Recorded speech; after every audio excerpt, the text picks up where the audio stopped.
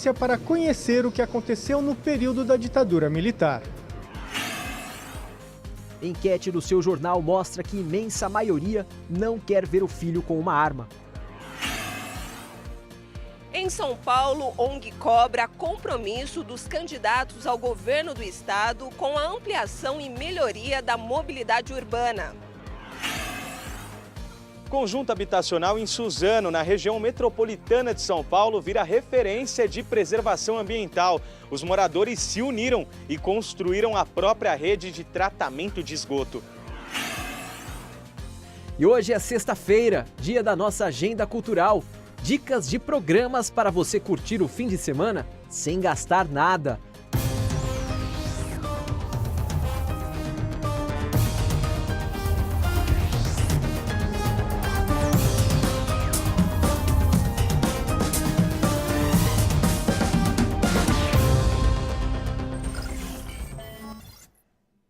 Ditadura nunca mais. É preciso conhecer nossa história para que ela não se repita. Pensando nisso, alunos e professores do Cursinho Popular Florestan Fernandes visitaram hoje o Memorial da Resistência, que preserva a memória do que foi a repressão durante o regime autoritário no Brasil. A reportagem é de João Miyagi.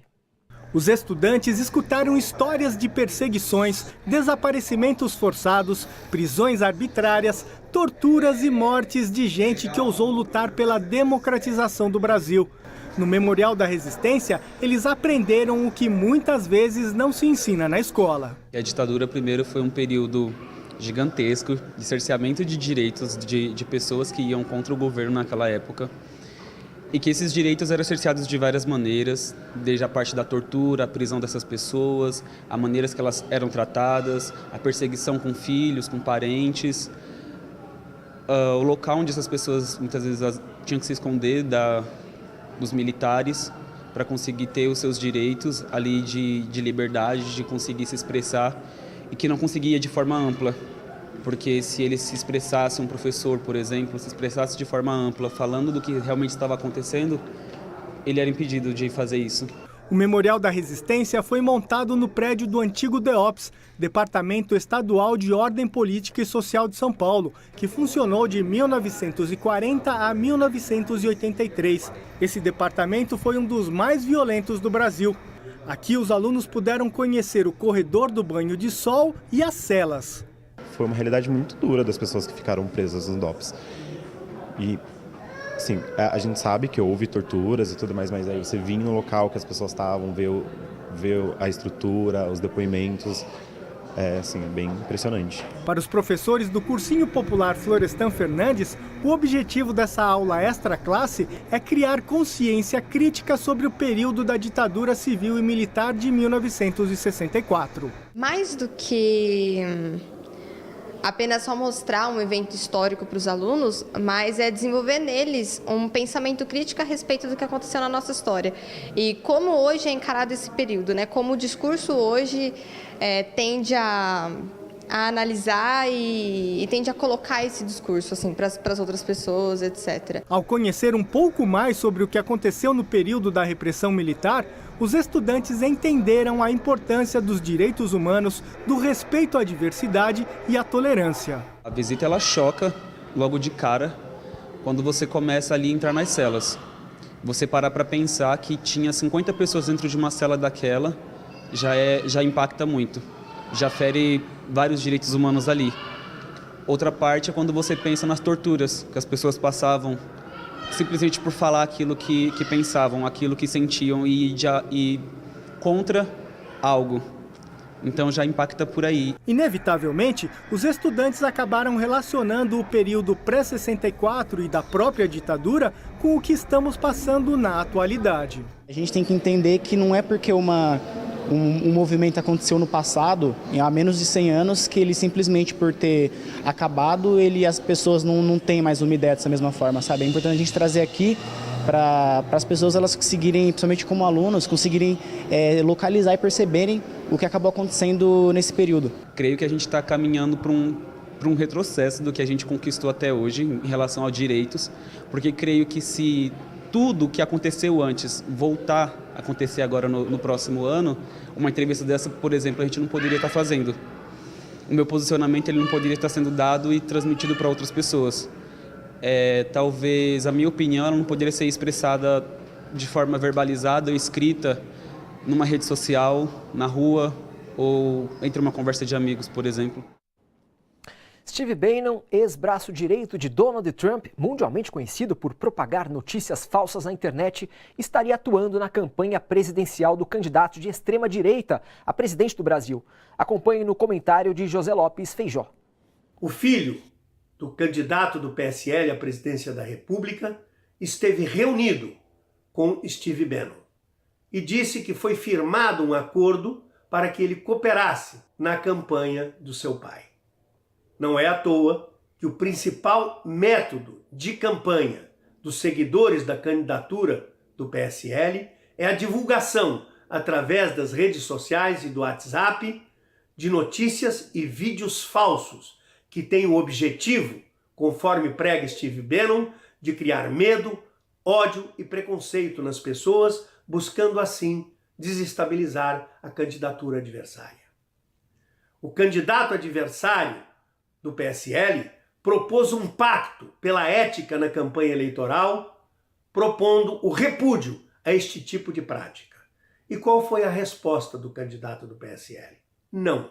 E respondeu não, produzindo uma notícia falsa, dizendo que o seu adversário estaria divulgando que a proposta do PSL é cobrar imposto de renda dos mais pobres. A verdade, no entanto, é que o seu principal assessor econômico, Paulo Guedes, propôs sim, numa palestra para empresários, uma alíquota de 20% de imposto de renda a ser cobrada inclusive sobre o salário mínimo, aumentando a carga tributária sobre os pobres e diminuindo os impostos dos mais ricos. Esta é a proposta feita pelo seu principal assessor econômico. Mas ele não parou por aí na notícia falsa. Disse que a proposta do seu adversário de não cobrar imposto de renda até 5 salários mínimos foi copiada do seu programa de governo. Mas no programa de governo do candidato do PSL não existe uma única linha propondo isso. Basta consultar o programa que está depositado no TSE. A verdade é que a recusa do candidato do PSL a um pacto pela ética na divulgação de notícias, repudiando notícias e vídeos falsos, mostra que ele vai prosseguir nessa metodologia de campanha e isto é um estelionato eleitoral. É uma forma de enganar a população brasileira, de fazer um voto do medo, do ódio e do preconceito, baseado em notícias e em vídeos falsos. Não se deixe contaminar por este método de campanha. Não se deixe contaminar pelo medo, pelo ódio, pelo preconceito. A vítima será você. A vítima será a sociedade brasileira. E cidades brasileiras foram palco de manifestações contra o fascismo nesta quinta-feira.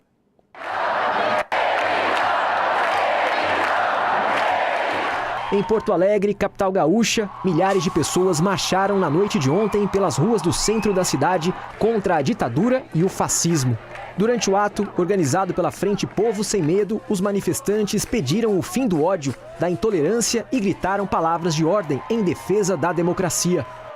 Achamos que a juventude, os trabalhadores que têm consciência de que nós precisamos de um país democrático, um país com um governo que preserve os direitos, que faça uma luta contra o candidato Bolsonaro. Esse é o momento de se posicionar do lado certo da história. Vai chegar um momento em que a gente vai olhar isso para trás, como historiadores, como jornalista, como sociedade, e a gente precisa ter a noção correta de qual lado da história nós estamos. Sou o movimento dos capoeiristas de Porto Alegre, Capoeira Angola contra o fascismo, protestando contra o assassinato de Mestre Modo Catendê em Salvador, um grande mestre, colaborador com a cultura. Mais do que contra o fascismo, é pela vida, pelos direitos humanos, pela liberdade de expressão. Em São Paulo, o protesto foi realizado na Avenida Paulista, também na noite desta quinta-feira. Os manifestantes carregaram faixas e cartazes com os dizeres "Ele não". E quando um candidato é contra a democracia, ele é contra a classe trabalhadora, ele é contra o direito das mulheres, ele é contra o direito dos gays, ele é contra o direito da comunidade negra, é contra todo o povo como um todo. O ex-juiz Wilson Witzel, candidato do PSL ao governo do Rio de Janeiro, sofrerá um pedido de impugnação de sua candidatura junto ao Tribunal Regional Eleitoral. O adversário de Witzel, no segundo turno da eleição, Eduardo Paes Udem, alega que o candidato do partido de Bolsonaro está inelegível por infração à lei da ficha limpa. Paes argumenta que Witzel pediu exoneração voluntária do cargo de juiz federal em fevereiro passado, quando ainda respondia a um processo administrativo no Conselho Nacional de Justiça. Como o processo foi arquivado em setembro deste ano, o ex-juiz se enquadraria na lei da ficha limpa, ficando automaticamente inelegível por 8 anos. ONG cobra compromisso dos candidatos ao governo de São Paulo com a ampliação e melhoria da mobilidade urbana. Na capital paulista, a insatisfação com o transporte é muito grande e o eleitor não conhece as propostas dos candidatos para enfrentar o problema. A reportagem é de Michele Gomes. Em São Paulo, muita gente está descontente com o trânsito, a qualidade e a quantidade do transporte público. Aos pouquinhos está melhorando, mas está muito devagar. Precisa melhorar muito, está muito caótica isso e ninguém faz nada, né? O transporte é importante aqui em São Paulo, está bem esquecido. Apesar das críticas, muitos não sabem quais são as propostas dos candidatos ao governo do estado para a mobilidade urbana. Ninguém falou nada de mobilidade. O que falou não foi o suficiente. Sei lá, é uma coisa muito difícil eu não consigo entender. Eu tento entender, mas não consigo. João Dória e Márcio França prometem integrar os meios de transportes e ampliar a malha de trem e metrô, mas não explicam como vão cumprir essas promessas que nunca saem do papel. Nós vamos abordar essas candidaturas.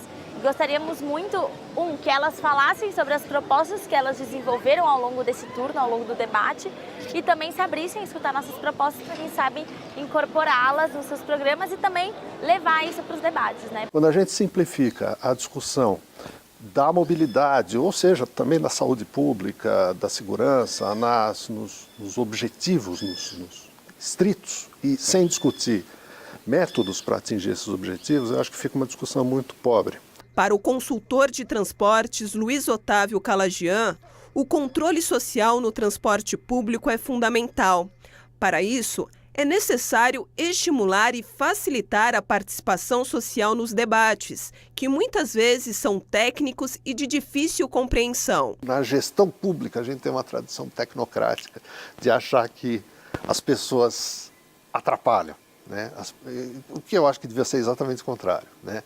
Você ter uma população mobilizada, organizada, que te diz, que te avisa onde está o problema, facilita o teu trabalho. Ana Carolina, diretora da ONG Cidade a Pé, explica que foi entregue um documento aos candidatos com propostas para a mobilidade urbana, mas eles não se comprometeram a cumprir as metas estabelecidas. Nós enviamos os documentos para todas as equipes de todas as candidaturas. No primeiro turno tivemos 4 assinaturas, mas nenhum dos dois candidatos, nem o Dória nem o França, chegaram a assinar. A gente chegou a apresentar para a equipe do Dória e eles disseram que estava em consonância com o que eles estavam propondo.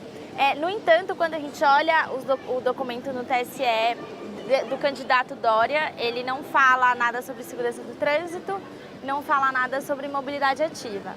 O candidato Márcio França chega a falar um pouco sobre isso, mas também de uma forma bastante superficial. Artistas, capoeiristas e movimentos sociais vão participar de um ato em homenagem ao mestre Moa do Catendê, em São Paulo.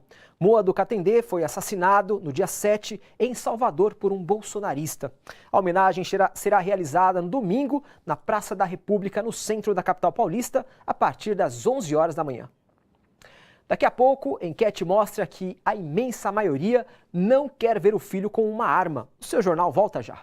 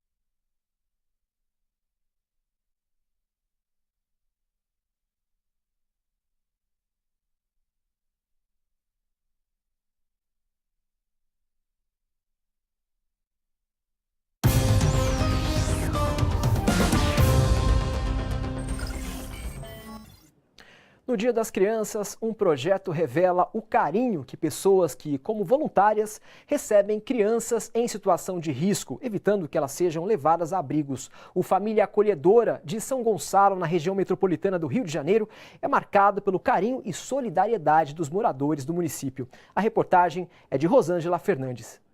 A pequena tem apenas 1 aninho, os irmãos 2 e 3. Em comum, nas vidas tão curtas, histórias marcadas pela negligência e o abandono.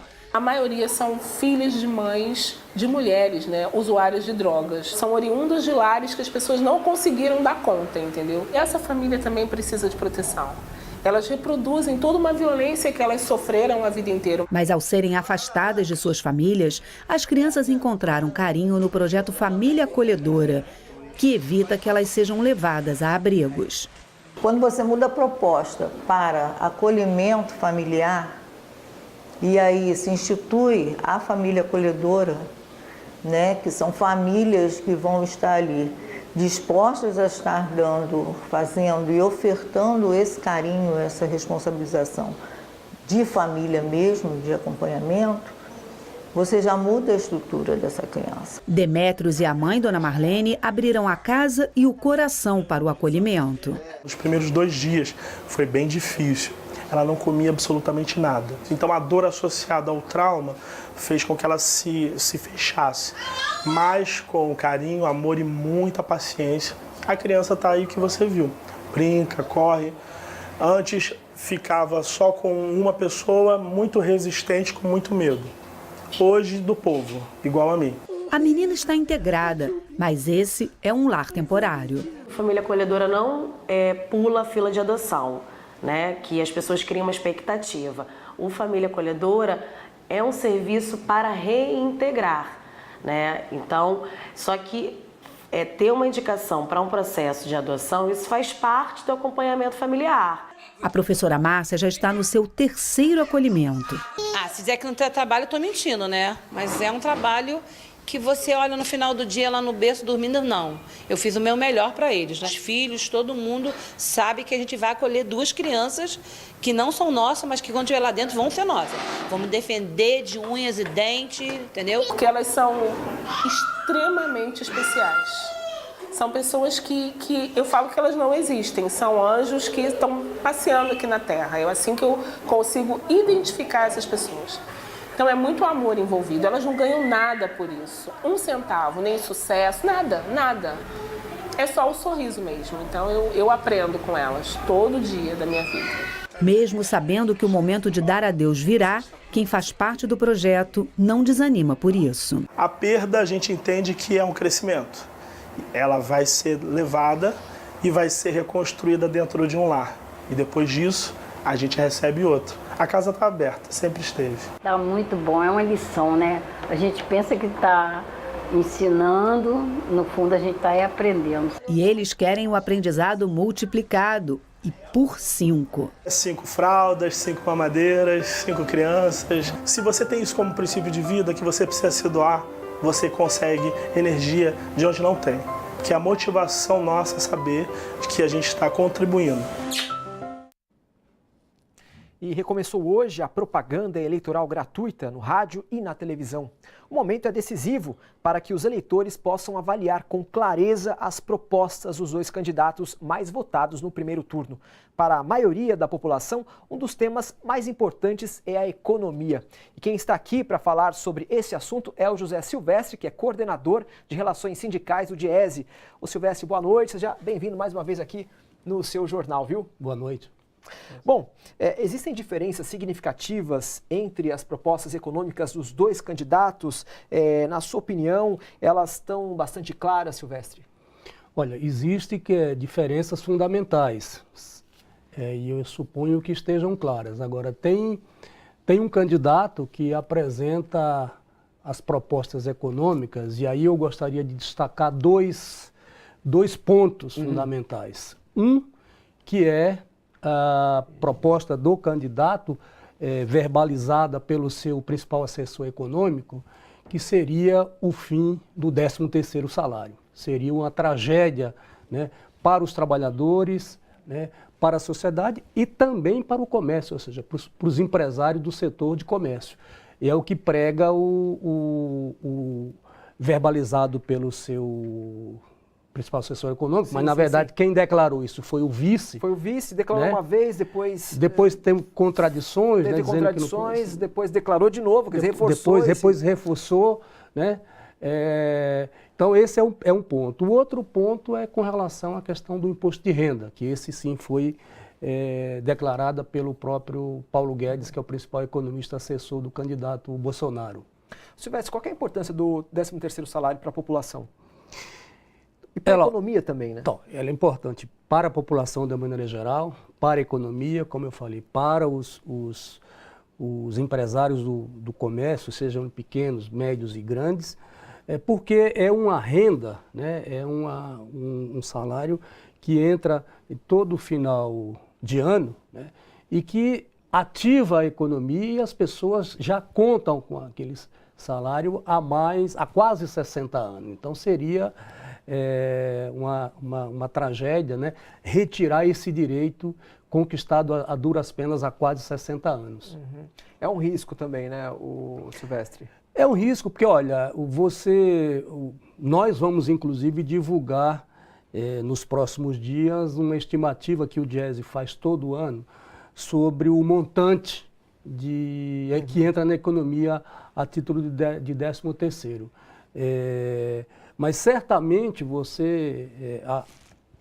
nós devemos ter aí cerca de 200 bilhões ou mais que devem entrar, né, na economia. Então você imagine o que é deixar de ter esses recursos na economia brasileira e, portanto, para a vida das pessoas, que as pessoas usam para pagar contas, poupar quando é possível, pagar as dívidas e assim por diante.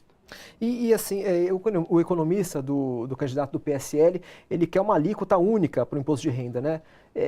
Dá para a gente adentrar um pouco mais nesse assunto? O que isso vai significar também? Que impacto isso traz para a economia, Silvestre? Traz um impacto negativo, principalmente para as pessoas que mais precisam. Por quê? Porque qual é a proposta? É estabelecer uma alíquota única de 20%.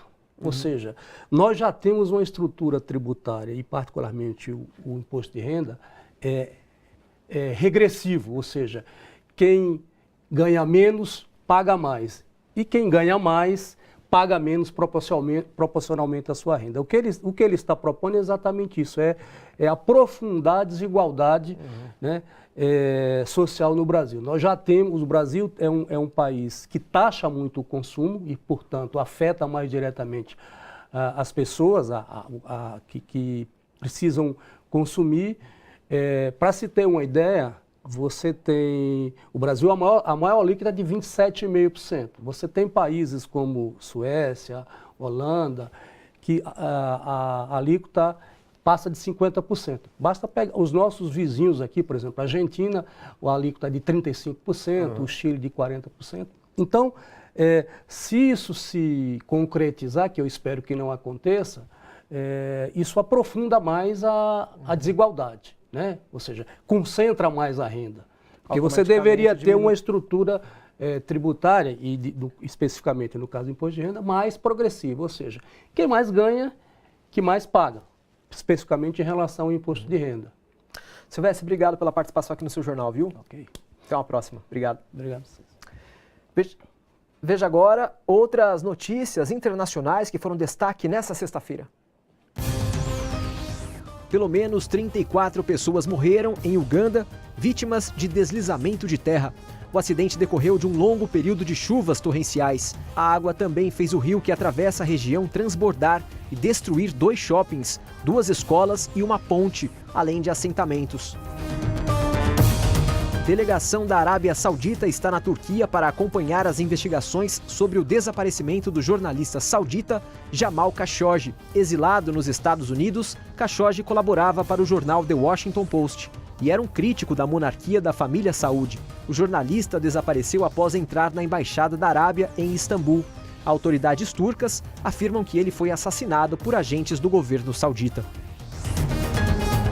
O Papa Francisco aceita a renúncia do cardeal e arcebispo de Washington, Donald Ward. acusado de acobertar casos de pedofilia. Em agosto, relatório da Justiça dos Estados Unidos revelou mais de 300 padres envolvidos em episódios de abusos sexuais contra crianças e mais de 1.000 vítimas só no estado da Pensilvânia. Pelo menos 11 pessoas morreram durante a passagem do furacão Michael pelos Estados Unidos. A tempestade já devastou 4 estados americanos. Cientistas estudam se o aquecimento global teria relação com esses furacões. Acompanhe na análise do comentarista internacional Flávio Aguiar. A observação desses cientistas parece apontar mesmo nessa direção. Os furacões se formam, sobretudo no Oceano Atlântico, porque em outras partes do mundo eles se chamam de ciclones, devido ao aquecimento da água do oceano, que facilita a formação destes fenômenos, sobretudo em áreas tropicais e subtropicais. Entretanto, o alcance dos furacões vem se ampliando. Já não é incomum, por exemplo, aqui na Europa, a ocorrência de ciclones, até mesmo no inverno, como aconteceu o ano passado, o retrasado aqui mesmo em Berlim e também na Holanda, com efeitos absolutamente desastrosos.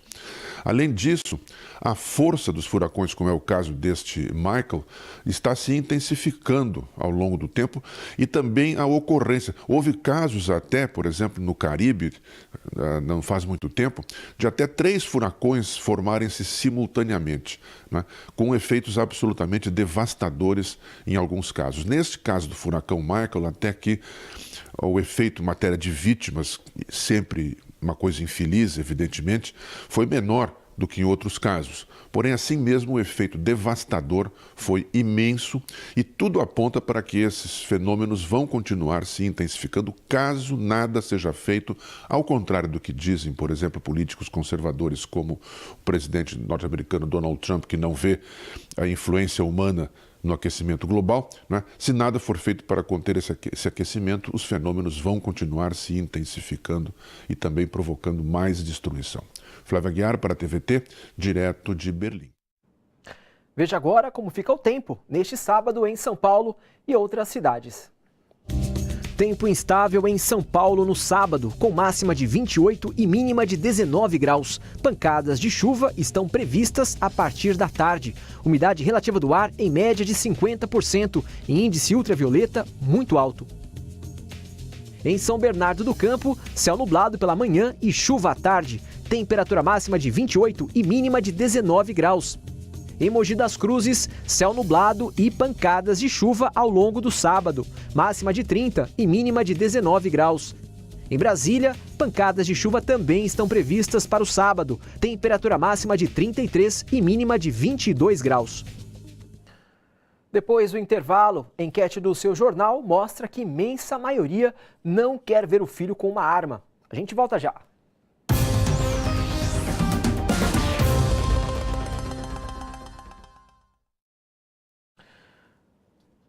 Muito bem, pessoal, deixa eu ler algumas mensagens que vocês mandaram aqui pra gente. A Silene Carvalho falou, de Feira de Santana, Bahia, hein? Ela falou o seguinte: consciência política é necessária para esses jovens, com urgência. A Lívia Maria Malaquias, de Sarzedo, Minas Gerais, falou assim: família acolhedora é uma atitude linda. A Alba Furtado também deixou recado, ela disse o seguinte: democracia hoje, amanhã e sempre.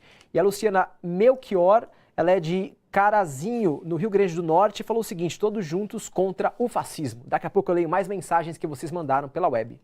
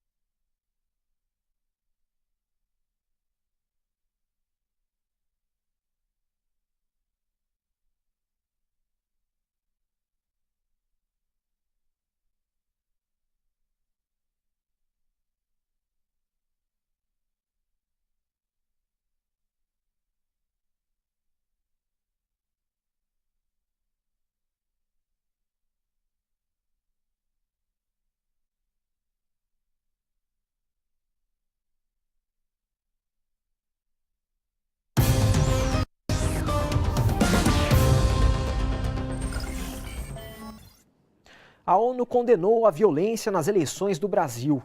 O Alto Comissariado das Nações Unidas para os Direitos Humanos cobrou, em Genebra, que os líderes políticos brasileiros condenem explicitamente os atos de violência. Nesta semana, adeptos do candidato Jair Bolsonaro agrediram várias pessoas em todo o Brasil e mataram uma pessoa em Salvador. Se insistir em não cumprir a determinação da ONU em favor do ex-presidente Lula, o Brasil estará desrespeitando direitos humanos e civis. A denúncia foi apresentada na Assembleia Geral da Seção do Conselho de Direitos Humanos das Nações Unidas, na Suíça, pela Associação Americana de Juristas. American Association of Jurists. Mr. President, during the last few years, the former president of Brazil, Luiz Inácio Lula da Silva, has been the subject of politically motivated investigations. The judgment that convicted Lula of solicitation of bribes and money laundering was inconsistent with the evidence produced in the case. Lula was convicted of corruption for unidentified officials' acts. On July 27, 2018, Lula's defense filed a request for interim measures before the Human Rights Committee. On August 17, the committee directed Brazil to take, and I quote, all necessary measures to ensure that Lula can enjoy and exercise his political rights while in prison as candidate in the 2018 presidential elections, including having appropriate access to the media and members of his political party, and not to prevent him from standing in the 2018 presidential elections until his appeals before the courts have been completed in fair judicial proceedings. Final quote. The American Association of Jurists urged Brazil to comply with the UN Human Rights Committee decision. Otherwise, democracy, political and civil rights in Brazil will seriously suffer. I thank you for your attention. Um exemplo de respeito ao meio ambiente e de união. Moradores do conjunto habitacional Zorilda, na região metropolitana de São Paulo, construíram a própria rede coletora de esgoto, sistema que atua de maneira sustentável. Quem conta essa história é o repórter Leandro Chaves.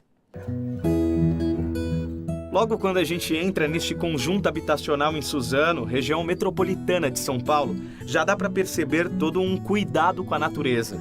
As 80 famílias que vivem por aqui estão cercadas por bolsões da Mata Atlântica. Dos 24 mil metros quadrados do terreno, mais de 6 mil estão protegidos em uma área de preservação permanente do Rio Jaguari.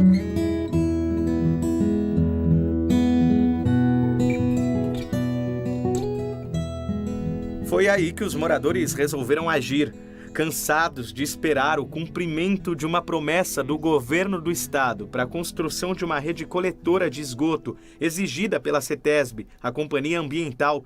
Eles criaram o seu próprio sistema natural de tratamento de esgoto. Aqui, infelizmente, o governo do estado ele vem prometendo para a gente, isso lá desde 2010, prometendo que aqui ao redor ia passar a rede coletora de esgoto. Isso foi 2010, 2012, 2014, 2016 e até hoje, nós estamos em 2018 e essa promessa está lá para 2020, sabe Deus quando vai ser.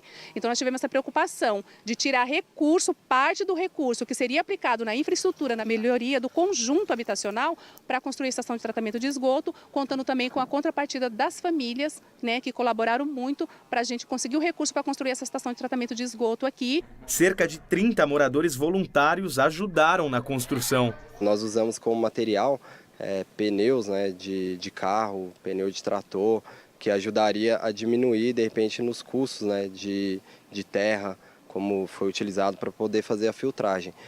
Utilizamos também tubos furados para poder fazer a filtragem. Então isso a gente teve uma assessoria ambiental para nos auxiliar. 2 tanques, onde cai o primeiro dejeto, faz a filtragem, vai para o segundo, faz a filtragem e cai no terceiro tanque, que é com as plantas anaeróbicas, que faz a biodigestão. E aí essa água vai para o rio já limpa. Para o rio com uma porcentagem de 90% de pureza. E a preocupação dos moradores não é só com o tratamento do esgoto. Aqui mesmo, nesse espaço, eles querem retomar o plantio de viveiros de mudas e de uma horta comunitária, que inclusive já serviu como fonte de alimentação durante todo o processo de construção das casas. Aqui a gente tinha alface, tinha abóbora, tinha repolho, tinha couve, de tudo, né? A gente colhia os alimentos fresquinhos daqui, né? Totalmente orgânicos, sem nenhum agrotóxico. O viveiro de muda também, né? Era aqui nesse espaço. Então é uma coisa que nós queremos muito retomar isso, até para uma fonte de renda aqui para as famílias.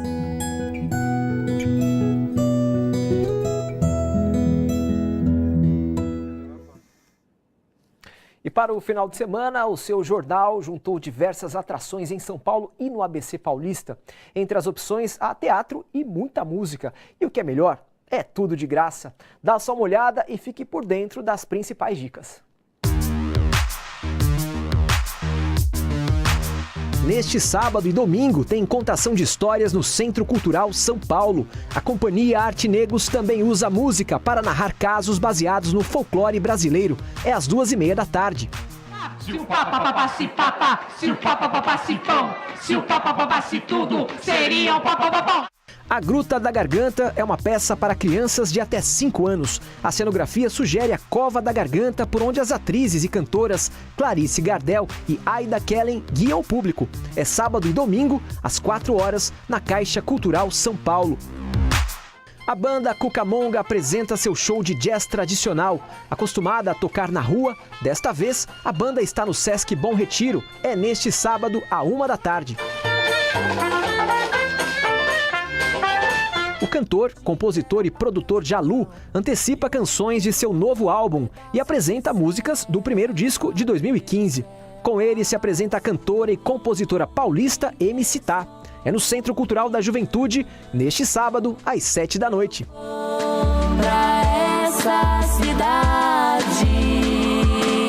Uma das bandas mais populares do Brasil, Patofu faz um balanço de 25 anos de carreira.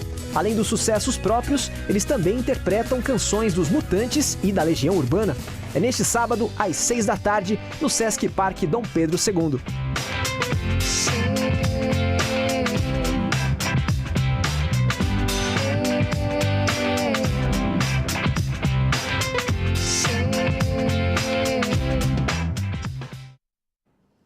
Fundador do Pink Floyd em turnê pelo Brasil, o músico britânico Roger Waters, que se apresenta amanhã em Brasília, volta a se manifestar contra o candidato de extrema-direita no Brasil. No estádio do Palmeiras, em São Paulo, ele já havia se referido a Jair Bolsonaro como neofascista. Agora, numa foto que postou hoje na internet e que a gente pode ver aí no telão, Roger Waters aparece segurando um pequeno cartaz em que está escrito "Ele não". E durante uma palestra nos Estados Unidos, a ativista, escritora, professora e filósofa norte-americana Angela Davis apoiou a campanha Ele Não, movimento de mulheres contra o fascismo no Brasil. Ao ser questionada sobre democracia, Angela Davis disse que está preocupada com as eleições no Brasil e que desaprova as propostas do candidato Jair Bolsonaro. Negra, mulher, militante, feminista e principalmente lutadora. Esta é Angela Davis, que se destacou na década de 60 ao defender os direitos civis da população negra nos Estados Unidos. A filósofa americana Judith Butler também apoiou o movimento contra o fascismo no Brasil. E nós te perguntamos no início dessa semana, na nossa enquete, você gostaria de ver seu filho sair de casa com uma arma? 96% votaram que não querem ver o filho sair de casa armado. Muita gente enviou comentários aqui para o seu jornal. O Anderson Carvalho falou assim: jamais, meus filhos saem com livros debaixo dos braços. Clara Garcês, de Porto Alegre, disse o seguinte: meu filho e neta precisam de livros, amor ao próximo, respeito e carinho com os mais necessitados. O Eduardo Selga, do Espírito Santo, respondeu que uma sociedade despolitizada tende a se agarrar a soluções fáceis para problemas muito complexos, como a segurança pública, que envolve, dentre outras coisas, a desigualdade social. Não será armando o cidadão que o Estado vai se livrar de sua obrigação de tornar a vida social mais segura. E a Maria Aparecida Oliveira, de São Paulo, ela diz o seguinte: Gente, o nosso país, sem as pessoas andarem armadas, já é esta violência. Nós precisamos viver em paz, não em guerra. E a professora Maria Emília Faganello, de São Paulo, mandou o seu vídeo. Dá uma olhada. Gostaria de dizer que eu não quero ver meus filhos andando com arma na rua. Dizer que tem muita gente que diz que está com medo, que está enclausurada dentro de casa e acha que as armas podem auxiliar. O que pode ajudar a gente a não ter medo, a ir para a rua, é ocupar os espaços públicos, estar nas festas de rua, andar, conhecer as pessoas, conhecer aquilo que é diferente. Quanto mais a gente vai para a rua, menos medo a gente tem. É isso. Atos contra o fascismo, violência e intolerância incitados por candidato, aumento da pobreza. Confira essas e outras imagens no giro semanal do seu jornal.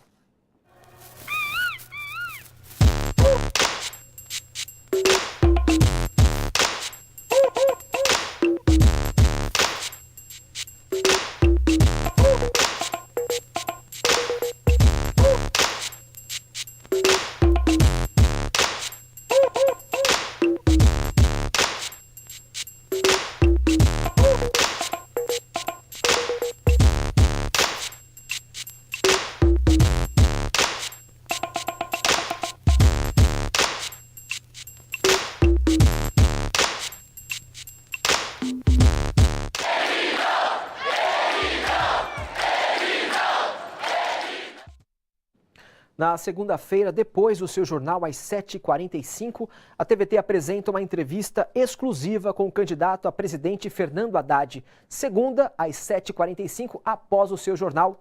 Não perca. E o seu jornal termina aqui. Boa noite a todos e a todas e até amanhã. A luta continua.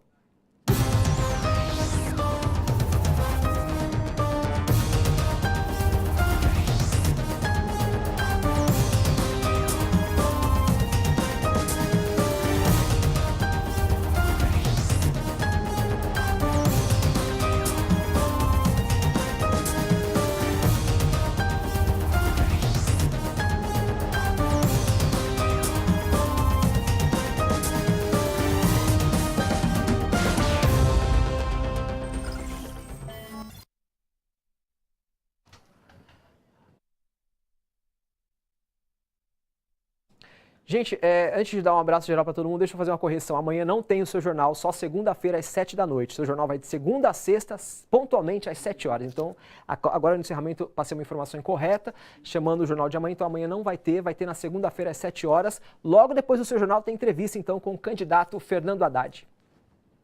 Obrigado pela sua companhia. A gente se vê, então. O seu jornal volta a mostrar para você todas as reportagens do ponto de vista do trabalhador, dos movimentos sociais, pontualmente às 7 horas na próxima segunda-feira. Até lá!